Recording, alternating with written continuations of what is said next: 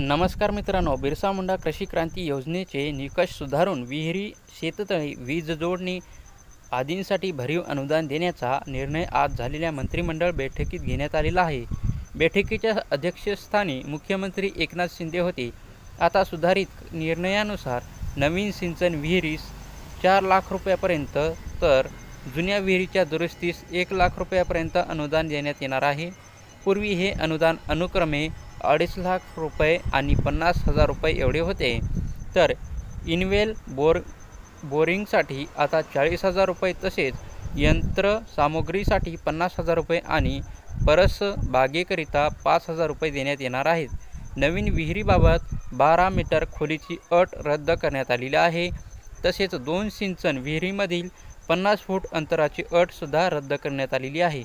शेततळ्याच्या plastic अस्थिकरणासाठी सध्या 1 लाख रुपये अनुदान देण्यात येते। आता हे प्रत्यक्ष खर्चाच्या 90% किंवा 2 लाख यापैकी जे कमी असेल ते देण्यात येणार आहे।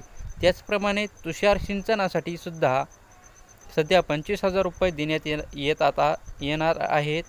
आता तुषार सिंचन संच साठी 47,000 रुपये किंवा प्रत्यक्ष खर्चाच्या 90% अनुदानापैकी जे कमी असेल ते अनुदान देण्यात येणार आहे।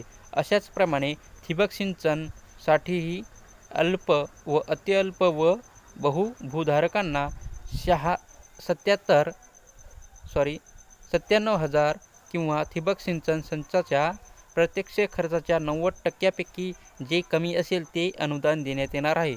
याशिवाय इतरही अनेक निकषांमध्ये आवश्यक त्या सुधारणा करण्यात आलेल्या आहेत। तर ही माहिती तुम्हाला चांगली वाटली असेल तर आमच्या चॅनलला सबस्क्राईब करा।